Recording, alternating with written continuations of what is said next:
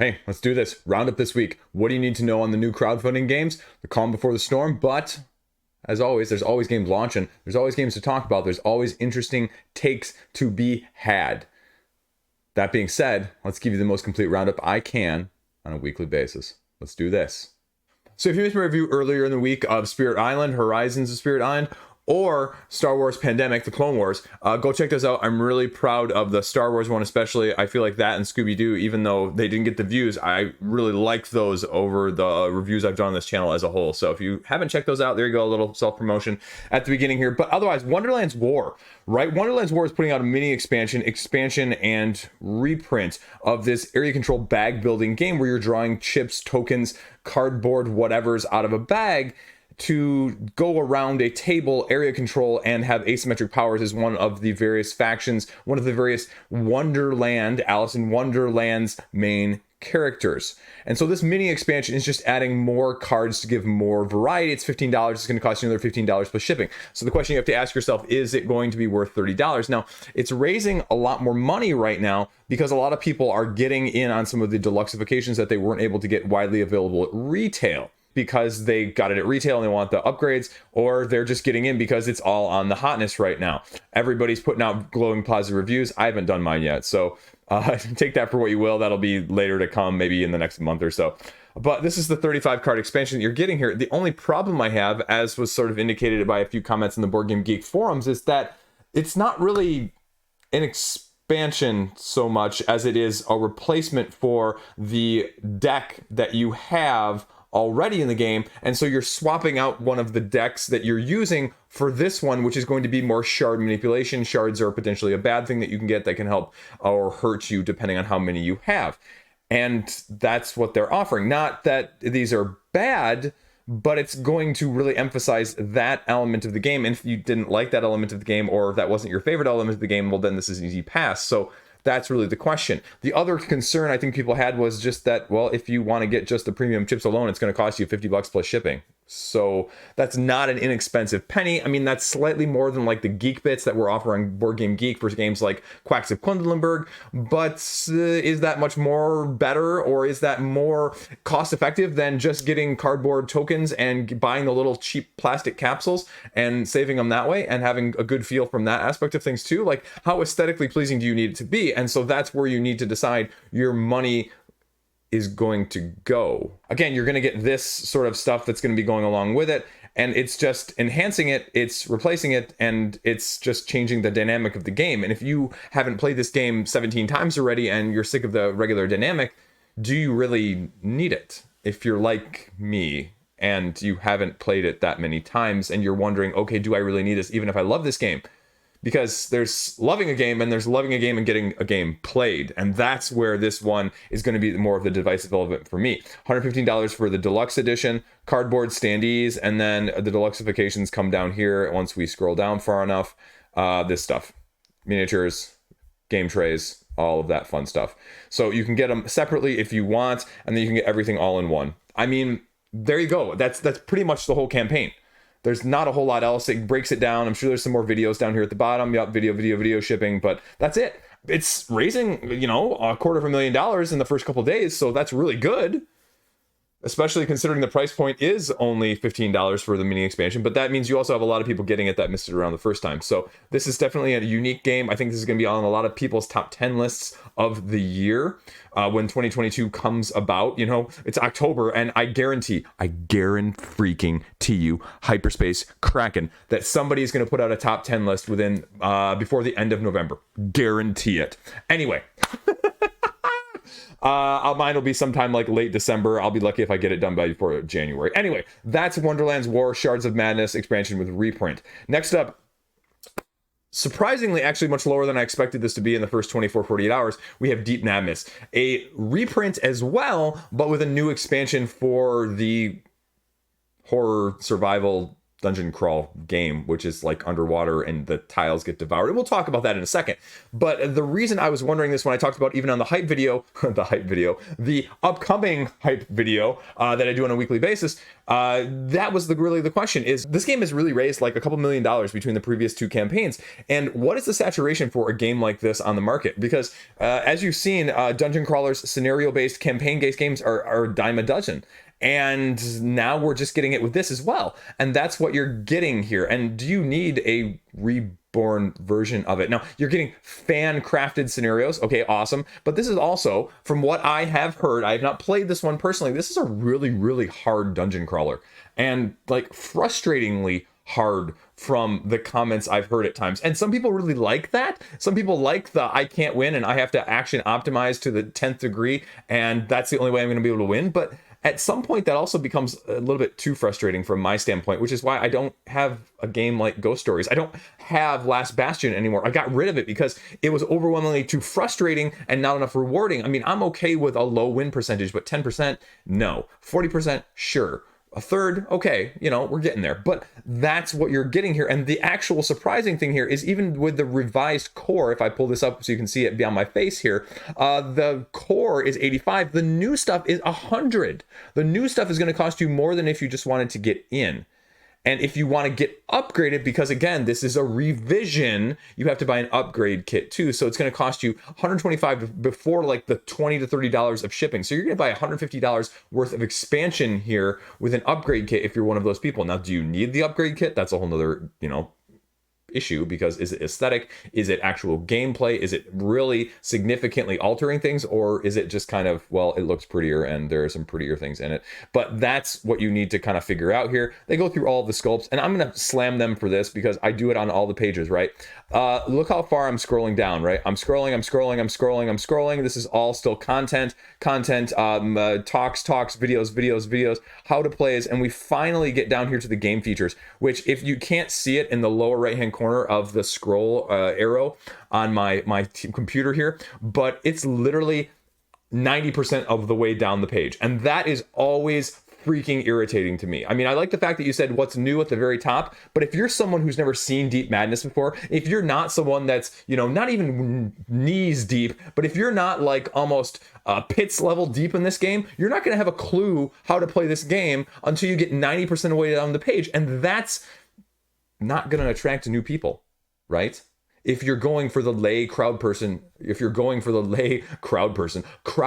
person that's, stumbling across this, right? Immersive gameplay, dungeon crawl, scenario-based, 26 investigators, asymmetric investigators, each person's turn really matters, they say. You have 31 common monsters, 16 epic monsters. You have all sorts of expansions that can add more from that aspect. You have an interactive system where it's not just everybody goes and everybody goes, it's 1, 1, 1, 1, 1, 1, 1, 1, 1. And so you're going to be having optimization just from that standpoint of who's going to go, because what monster is going to go and how are you going to do that. You have the devouring of the rooms, which flips them over, which causes monsters to be spawning and causes changes throughout the rest of the scenario. You have a timer that's going to be counting down as well to really press your action, so you can't just optimize. And so do you like that? Flooded in oxygen rules for locations and other resources that you're going to have to keep track of, along with a timer in the first place. You're adding essentially 2 more timers to that. How do you feel about that? Because the big thing that I've seen in the last couple dungeon crawlers that I've played and or tested even for crowdfunding or at a retail basis is, you know what? There's only so many times I can play these games because there's only so many times I can learn the rules. I don't want to have to learn the rules every single time I try and play this game, because otherwise it's a lifestyle game. And how many lifestyle games do you have? How many lifestyle games are going right now? How many lifestyle games have you seen in the last month on crowdfunding? I'm even looking at Tainted Grail right now, right? That's a lifestyle game. Forsaken, lifestyle game. Too Many Bones, lifestyle game. Fate Forge, lifestyle-ish, dungeon crawl. I mean, the scenarios, people are saying scenario, replayability. That's what this is. So that's everything on the page. But do you need this? Do you want something like this? Do you have anything like it? No, you probably don't. But do you need anything else like it? Is it going to get played over the other dungeon crawlers that you have? You can see just by the fact I'm scrolling this long again, that's how big of a page it is. So that's why I think it's underperforming a little bit. It's still going to do great. It's still going to hit, a couple $100,000, but that's what I think we're starting to see is people are being more choosy. And this is one of the ramifications of that. So take that for what you will. Now, we're going to go over to Roll to the Top, Pollen, and Big Top, because Board Game Tables all of a sudden threw another tree out at us this coming week, which is probably good that they didn't wait another week or two, because the next week is going to be absolutely smash grab, bang, boom, see you later wallet. And the week following that is probably going to be Cthulhu Death May Die. I mean, there's no evidence of that yet, but the following week after that is Slay the Spire. In case you missed that, I'll talk about that in a whole other video as well. So there is not going to be a whole lot of let up after this week. So if you're going to get in, you really need to get in now. And Board Game Tables has been killing it on crowdfunding lately, a couple $100,000 on all of their projects. This is no different. This has 3 different aspects of 3 different games. They're taking the roll to write, they're redoing an older roll and write, they're taking a Pollen game, which is a Knizia, I'll go with it, Rainer Knizia. And then they have an auction bidding game, which is a remake of a Japanese designer's game, the same one who did Ghosts of Christmas, one of their previous ones, which is a trick-taking game that people have found to be of an enjoyment. I have some mixed feelings about it, but it's got $52,000 here in the first day. What do you need to know about these 3 games? Because they also come, not only individually, you can bundle them all for $89, but they also come with upgrades in the terms of deluxeifications, but extra content as well. Extra maps for the roll and write, extra little deluxeifications for the middle game, and metal coins for the bidding auction game. And I say this as someone who really wasn't interested in many of these beforehand. 2 of the 3 of these are actually very interesting to me. The first one is Roll to the Top, and this is a very different roll and write. And what I mean by that is you have these shapes, as you can see here, right? And your shapes are going to determine the order in which you're placing these numbers, because what you do is you roll 2 dice and you can place either the sum of those dice, or you can place individual die numbers. And so what varies though on each turn is that you can potentially add a die or subtract a die that is going to be able to be used, because as you go up the tower, you can only place numbers on top that are equal to or greater than the numbers below them. So you have 2 numbers supporting another number, and that top number has to be greater than or equal to both of those individual numbers, not just one of them or anything else. And so as you get higher up and higher up and higher up, that's going to be a real problem, as you can see, and it's a race to finish it to the top. So that's how the game is going to go. And that's why it's really intriguing to me, because I have nothing else like that. There are no other roll and writes that I know of that are in that manner. The expansion is just going to give you 6 additional boards. So I worry about limited replayability, but I also say it's $20. So it's probably going to be really easy to play in the first place. So it's one of those you could play 2 or 3 games of easily. And that's why it's the #1 game on this one that I would recommend, that looks the most interesting, the most replayable, and the most, frankly speaking, if it doesn't get played, it doesn't matter about buying it, right, in the first place. So I already ran you through everything. Roll the dice, fill it in. You can swap the dice. You can move them around. First one to the top wins. Boom. There you go. A little Rado video. He's marking it that he loves roll and writes, and that's all you need to know from that standpoint. Rulebooks are there. And that's the other thing I love about Board Game Tables. Unlike Deep Madness, unlike a couple of these others this week, it's got all the information out here. So if you want to know everything about this, you can read the rulebooks and you can get a good sense of the flow, because the rulebooks are really well done, even for a crowdfunding project. Next up is the Knizia game. This is Pollen. This is probably the most abstract of all 3 of them in terms of not only the explanation, but how it's actually interacting. So essentially what you're doing is you have your colored squares, and you're putting these colored squares around these center tokens, and you get to choose, because there's going to be multiple of these center tokens that you're going to be trying to pollinate, hence the name of the game. And what you're going to be doing is, you can see in the center of these, there's actually like stars or potentially other symbols that are going to be being added up. And if you are the one who has the most symbols around that, then you get the center token and you get bonuses, and you're trying to collect the most of them in each of the 3 different types of insects that there are. If you ever have the most of all 3, you win. If you ever do not, at the end of the game, have the most of any of the 3, you're automatically out no matter what your score would be. And so it creates a little bit of a different dynamic, not only at the beginning of the game, but also the end of the game, because if you surround one of these, or if you put one down that covers the second side, then you get to choose where the next little bug token goes out. Do you want to put it on this side or this side or this side or this side, or something along those lines, because you can see it starting to spread out overall. Now there's a couple of nuances to it, but that's the basic gist of it. And you can see, okay, June bugs, beetles, butterflies, those are the 3 that you're trying to collect. The upgrades are the glass domes, and everything that I just said goes through there in terms of the game. So you can see a little bit of that. Okay, that's the second game.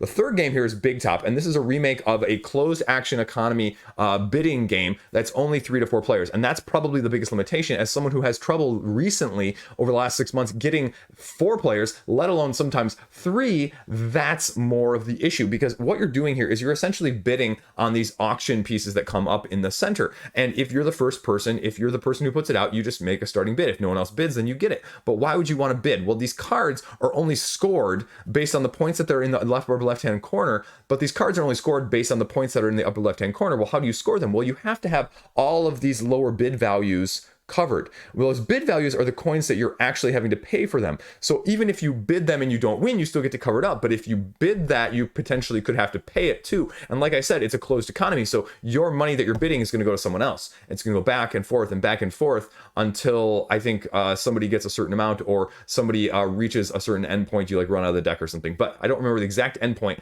but that's the system. And so some of these are going to be really easy to fill. Some of them are going to be harder to fill. And some of them are going to have asymmetric powers. Some of them are going to give you bonuses. And some of them are just going to give you straight up points.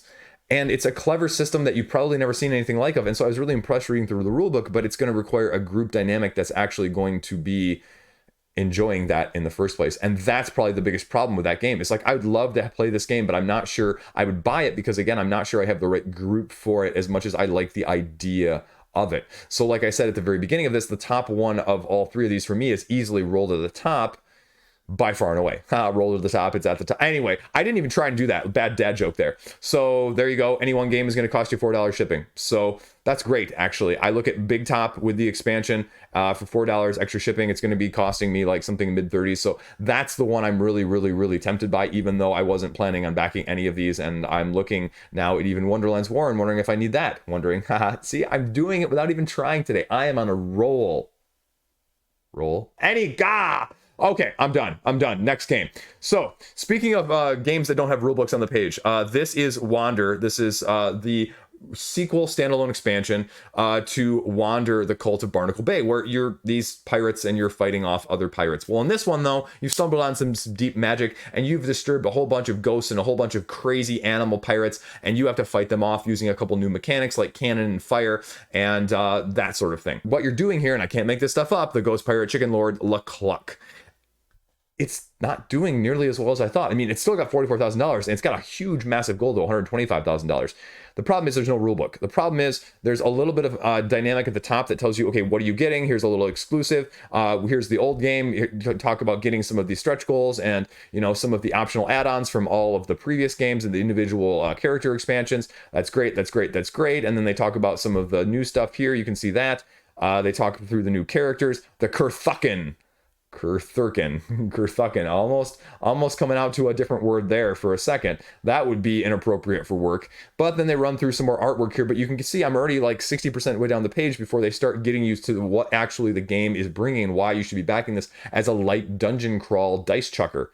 You have explosive cannons. Cannons can, from area effect attacks, they hit all the models in one space. But be careful, because it can also set the spaces on fire, and if you don't put the fires out, then it can spread and cause more damage elsewhere. The dark water is the other one, where the surrounding sea is toxic, essentially, and if you fall in, you're going to get poisoned. Rafts allow you to travel safely over those water areas, and that's going to be the other new dynamic.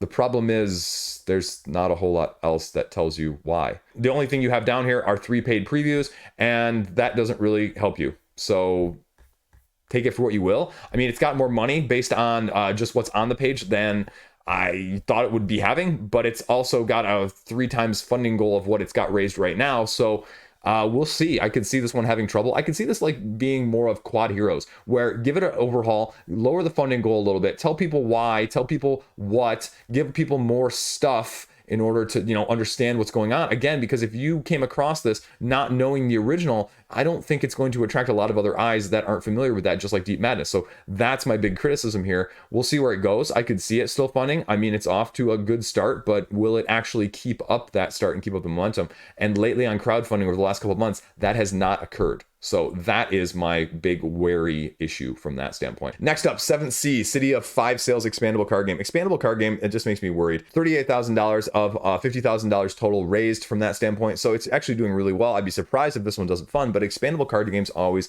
make me a little iffy. 7th Sea is a pretty well-known property, so I think you have a lot of goodwill from that standpoint. You have 5 asymmetric factions that you're going to be utilizing to basically try and take over the game. There's 2 PDFs, and there's a full rulebook and there's a learn to play. And the full rulebook doesn't have a lot of the illustrations or the examples. So if you're going to pull up one or the other, I really suggest actually this learn to play one, because it gives you a lot more of this applicable of what it actually is, because the rulebook is just a bunch of words. And if you're like me and you're a visual learner, you really want to see how this looks like, because this is the stuff that I would imagine would be in the full rulebook, but for some reason they've just decided to split it off into the learn to play.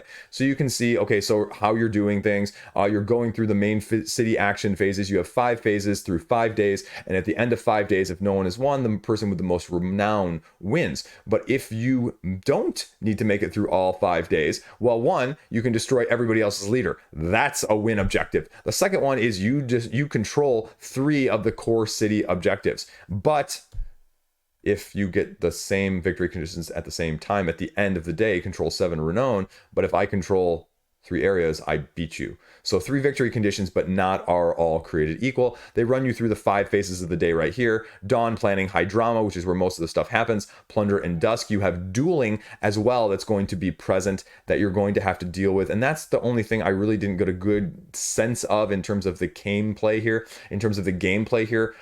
When you're challenging and dueling other people and playing cards and reposting and parrying and thrusting back and forth. Phrasing. Anyway, so that's sort of what you need to know. And it's a nice short summary, but the rule book itself over here is like 40 pages long, even though the first 7 pages is like fluff in terms of like setting and a story rather than actual describing the game. So the only problem I have with this is if this is really an expandable card game, how much deck building, deck construction is going to have to go on in the first place. Schemes, leaders, events, mercenaries, hiring, deck types that are asymmetric. I worry about the price point. I worry about that sort of thing. It's by Pinebox, who redid Doomtown a couple years ago. So if you're familiar with them from that standpoint, I think it was relatively well received. I never got into Doomtown, so I can't say too much. You have ×1 copy for $50 here, and then you have a duelist ×2. You need to build multiple decks. You're going to need 2 base games. That's okay. $155 though for deluxe tokens, deluxe sleeves, and a print and play, and a playmat, and it still only gets you 1 set of the game. So yeah, this is expensive. You can design though. Apparently designing 10 people designing $1,000 worth of cards right there. So that's 10 of their $38,000 right there. That's not a great sign though. That's 7th Sea, City of 5 Sails. Expandable card games make me nervous, especially on crowdfunding, especially when we have so many good LCGs or games like that, or dueling asymmetric faction games, Summoner Wars, things like that are already widely available, widely tested, and just out there already. It's hard to strike heavy with a game like this. So there you go. Next up, we have Buffet Boss, the all-you-can-stack game. This is basically animal upon animal with food. That's what you've got going on here. And it's 2 to 5 players and 20 minutes. You use one hand, you stack up these little things. Each of them have points, and if you have the most on at the end that score the most points, that's how you win. The rulebook is right there, but that's essentially what it is. You got some asymmetry there in terms of the players, the food types, and a little bit of everything exclusive there. It's not going to cost you a whole lot of money. It's going to be $28 plus whatever shipping is for a game. Boom, there you go. That's it. I just wanted to cover it. It's one of those little different styled games, and I like covering these things in the first place. So there you go. There's a nice quick one. Speaking of a nice quick one, Cats versus Pickles. Things I didn't think I'd be saying out loud today. $38,000 though. Throw Burrito. Imagine Throw Burrito only with these little cat stuffies that are dressed up as like creatures and food, and you're tossing them onto a playmat with certain conditions, sort of like Flick of Faith, if you will. The combination of Throw Burrito and Flick of Faith is probably the best characterization I can give you, because you're just tossing these little plushies onto this mat and trying to score points if they land in the right area. But each round you're going to be having these chaos cards and these toss cards that are going to affect how you're doing things, what nature of how you're doing things, or if you're tossing simultaneously or behind your back or with your eyes closed or whatever their various things are going to do from that sense. So if you really want to get deluxeification, you can spend a ton of money on this. They've got some exclusives, and they talk about how you're going to be playing here. If you hit it, some good things happen, you get points. If you have bad things happen, there's mayhem. The 3 cards here are like, oh, well, if you scream out loud, get down, and the last person to lay down on the ground loses 2 points and you get a point. So that sort of stuff that if you have a dynamic of a group that likes a party game-ish like this is going to be a good hit, sort of like throw through a burrito. But if you don't, this one's going to be an easy pass. A lot of these plushie things are really cute and attract a lot of money on crowdfunding as well. And they run through all of the optional stuff. If you want key rings of it, you can even get it. So there you go. That's Cats versus Pickles. And that's everything you need to know. But I thought I'd highlight it because it's got almost $40,000. That's insane. So check it out. Now we have Life of Amazonia, $46,000, less than 24 hours into its launch. And I'm going to tell you right now, this one looks very intriguing. But it also looks like a very complex Cascadia if you're familiar with that style of gameplay. And the thing that worries me, because I was reading through the rulebook, I was looking at it earlier, and it's a text-heavy rulebook. There's a lot of nuance. There's a lot of explanation. It's very much a Euro point salad optimization game with a very pretty aesthetic of combining not only chit bag building pulling, but also placement of animals on certain areas, as you can see via the picture there. It's going for a month, though. That's already a lot longer than I was looking at earlier than I expected. But what else are you doing in this game? Why does it concern me? There are 13 different ways you're going to be scoring points at the end of every game. That's a lot to keep track of. So when I say it is a more complex Cascadia, it really is, because not only are you going to be pulling these chits from your bag, as you pull them all out, you use those as resources to pay for one of like your 8 different actions that you can do on your turn. That includes placing things on the hexes, buying more hexes for your jungle, placing the animals, placing the trees, or you've got various effects like the waterfalls, you've got endgame bonuses, you've got everything along those lines. You can even buy more chits for your bag in terms of resources. And so there's a lot going on, and this really doesn't encapsulate the true complexity of it just with what I'm stating. So if you're looking at this as saying, okay, this is like Quacks, no, this is much heavier. This is much heavier combination of sort of a Quacks and, well, not even Quacks, because it's more Euro.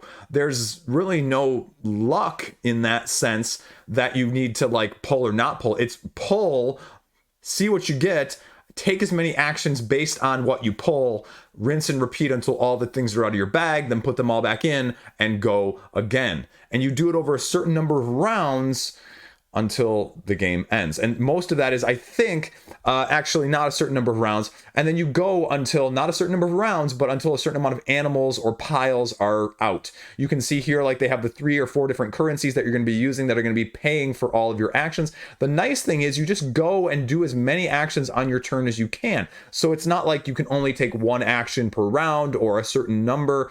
They're giving you tons of different animals. They say, okay, take for the first game set A. But after you've played with set A, you know, there's sets A, B, C, and D. And so how do you want to pick and choose animals from this set and animals from this set? And it's got the Cascadia-like feeling because each of these animals are going to score differently based on the terrain they're on, the groups or the pairings that they're going to be a part of, and just how many you have overall by the end of the game. So that's a little bit more of what it is. You can see the rulebook, tabletop simulator, a couple playthroughs, meeples. Meeples are cool. You're also going to have 1 special animal that you can score only yourself that you choose at the beginning of the game to include. That's it. Now, it's not as expensive as I was thinking, but if you want to get the upgraded version with all of the resources, it's going to cost you $100 freaking dollars. And if you want even more, if you want this wooden waterfall, this way overproduced Everdell version, essentially, or Wild Serengeti, it's going to cost you $130 before shipping. And in case you didn't see the delivery date, you're talking the end of 2023. And if you're thinking the end of 2023, you're probably more likely with most crowdfunding campaigns, I'll give them the benefit of the doubt, but most crowdfunding campaigns, you're really talking Q1 2024 at the earliest, because usually we're talking 3 to 6 months over. So you're talking a year and a half out for this one, which is kind of weird. I don't know why this would require a year and a half out. But anyway, promotional pack, promos, if you want promos, there's a few add-ons. These are the upgrades and the upgrades, so take it for what it is. It's kind of cool looking, but given the nature of how many resources there are, how many ways you're going to be taking actions, and just the dynamics of how it's going to interplay, it's almost Feldian-like. This one has, for me personally, try before buy right now. Looks solid, Is it going to fit though? And that's why I'm hesitating, and that's why I'm not probably going to get in on this, but this one's going to be on my radar for a while just because of the nature of why I like Cascadia. So take that for what you will. That is Life of Amazonia. So next up, we have Rainbow Yoinked. Now, if you're not familiar with the term yoink, go look up yoink. And they actually have the little video down here at the bottom even. Yoink is when Homer takes something on The Simpsons, right? And he goes, yoink! That's where that comes from. And so this is Rainbow Yoink, where you are going to be taking a certain number of actions on your turn, and you have the ability to not only take colors, because you're trying to match the whole rainbow into your hand of these 7 cards, you can take them from the central pool, you can also take them from other players. And that's where the yoink comes from. Now, this is going to look crazy to you, but it's true. They're doing a lighter version of it with recycled stock, which is, you know, just a less durable, if you will, if you prefer to look at it from that standpoint, but it's going to cost you less money. And how big of a deal is that for $5? The heavier version, non-early bird, is $7. If you want 4 sets, you can get 25. So that's it. That's the whole situation. You know, you're stealing cards, you're grabbing cards from the pile, and you're the first one to get 7. The more people that are there, the harder it's going to be, the longer it's going to be. But 2-player game will take you 5 minutes, they say. That's all you need to know. That's everything on the page. Shipping in, what do they say, January 2023? Something like that? Yeah, January 2023. So the opposite of Amazonia there. But that's Yoinked. Rainbow Yoinked. See, here's the clip. Okay, there you go. Next up, we have In the Heart of Darkness, which again is $30,000. Moon Grill. This is by the creator of the more recent Dungeons of Dragmar, which is just getting delivered to people, which makes me a little bit concerned about this one because it's sort of it was like a bargain quest dungeon crawl sort of game. And some of the ratings on Board Game Geek are not terribly endorsing of the production nor the rules that went along with this. And that was one thing I remember about that campaign, because I looked at it and I said, you know what, this is kind of intriguing. This is kind of interesting. They had like a minor playthrough video, but they didn't have actually any rules to look at. And unfortunately, In the Heart of Darkness here is the exact same, which makes me a little bit skittish as well, because it kind of looks like a pandemic-esque style game where you take 4 actions per turn, you move your characters around the map, and you try and prevent monsters from getting into the quote-unquote place on the map called the Heart of Darkness, because if they go on the Heart of Darkness, then you move up this little scale, and if the scale reaches a certain amount, you lose. But as the scale moves up as well, then the monsters start closer, so you have to knock them out via dice rolling, attacking. You can set traps for them. You can use cards to mitigate things, but it makes me a little bit, I'm not sure what I'm actually getting. You can see here that I watched the playthrough video earlier, the 7-minute playthrough video giving you 2 example turns, 1 round essentially of the 2-player characters and a little bit of the overview of the in and the outs of the actions. But that was about it. There's not really a whole lot else on the page that tells you what you're doing. You take one of your various protagonists, you have possession cards that are going to allow you to regain sanity, because if you stay near the monsters, you lose it. It's a way of a health or constitution. Their constitution also affects your attack. What you're attacking is rolled on dice, which aren't all equal sided. There are, some blanks and some, hits, things like that. Cards, maps, neoprene, and the previously mentioned Dungeons of Dragmar. So, I don't know. It's more straightforward than I was expecting. You can try it out on Tabletopia, so maybe they have a rulebook over there, but it makes me just a little nervous from that standpoint. We'll see. We'll see, though. I mean, it's got $30,000, which is impressive for a game that you probably never heard of prior to this week's video. So take that for what you will. That is In the Heart of Darkness. Now we're going to go over and we're going to say 14 Frantic Minutes, which is a real-time cooperative game where you are basically trying to escape this facility. But the way you're doing this escaping of this facility is you are given this playmat, which essentially is a grid-based system, and you have all of these circuits that are going to be of various configurations. And you have various locks that you are going to be trying to open.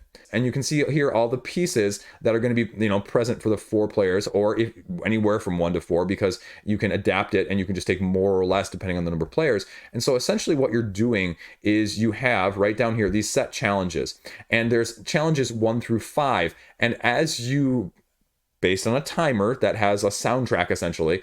Flip this one over, and that's how long you have to do it. And so when you hear a certain sound, it means that this bad guy moves closer, and if he catches up to the puzzle that you're on, you lose, and you're trying to complete all these puzzles before he catches up to you at the end of the 14 minutes. And so what you're doing is you're placing them on this grid-based map, and you're creating circuits that have to connect all of the areas in the right order, but you can only touch your own pieces. You can't touch or manipulate anyone else's pieces. And so that's the difference, and that's kind of what you're doing in a nutshell. The rulebook is there. You can check it out. It's relatively straightforward. There's not a whole lot of wondering. It's just a real-time co-op game. It's different. It doesn't have any appeal to me for some reason. I just, the route building is a hit or miss with me. So I'm going to pass on it from that side of things, but it's only going to cost you $30. So that's a relatively good price, and you can get it for, what it is right now. Yeah. So that's everything you need to know.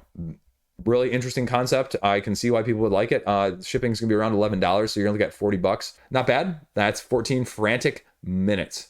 The backstory behind it is that you're a scientist creating a device that was supposed to help the weather, but global warming. But then you find out at the last minute that it's actually a doomsday device. So then you have 14 minutes before the compound locks down and prevent the evil mastermind from achieving their mission. Essentially, that's what you've got going on there. So now we have Mosaic Wars and Disasters, the newest expansion from Forbidden Games. And if you missed it out the first time, they're offering what they call the Colossus Premium Edition, which is like a super deluxeified Age of Rome style version of this game with tons of miniatures on top in case you needed it for this tableau engine building card playing style of game, right? Like engine building, card playing. Like that's not what I think of usually when I think of miniatures. But this is a Civ game. This is a Civ game, and it's going to cost you, if you want the all-in deluxeification level, it's going to cost you $250 shipped. Think about that for a minute. Just throwing that out there. This is the new expansion, though, for it. I think this is a little bit of a heavier game in general than it appears otherwise. Now, it's only got a 2.8 weight on Board Game Geek, and I see people talking on there that it played a little bit longer than it felt like it should have played initially, as being one of the main criticisms. But like I said, it's a Civ game, so you're going to have the economic, you're going to have the military, you're going to have the technology, the development. Do you like that sort of game? And, to be frank, this has never been my sort of game, sort of like horror games. These games never have the appeal to me. This one, especially, even without the price point, right? Like, I just went over to Board Game Geek in the middle of filming this, and you can order it or buy it online from one of the, stores because, a Miniature Market throws their ads all over Board Game Geek or Amazon. And right now the price on there for the base game of this is $52. So I guess I just have a hard time justifying, when I see this pledge scrolling down here for deluxeifications, it's going to cost potentially like 3 to 4 times that amount. Like, that's a hard amount for me, right? Because when I think of like the deluxeifications in a game like Bullet, completely different scale, but it was like 50% of the price, right? And the total was still like, I don't know, like $60 shipped.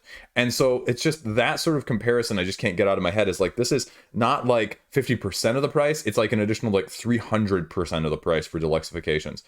And I just wonder about this, right? Like, I've seen these games being thrown around on social media as sort of like, look how big this game is. This is the biggest box I have, even bigger than Gloomhaven. Like, that's not necessarily a tagline I need. I mean, it's cool. It makes a cool social media post or a nice YouTube video to, click bait people, but it doesn't really work in a practical setting for me. Like I'm looking at this around, like, you don't see this room. Like, this room is getting full of games. I want to get rid of games, and I need to make room for games. And so I don't need a box that is that massive if you can buy the same game for a third of the price and, a third of the shelf space. That's, and again, I'm nitpicking here because, I mean, it seems to be relatively well received. It's got a 7.6 on Board Game Geek. They're striking while the iron is hot. This game was only released in Board Game Geek language of 2022. So this is not an old game. This is,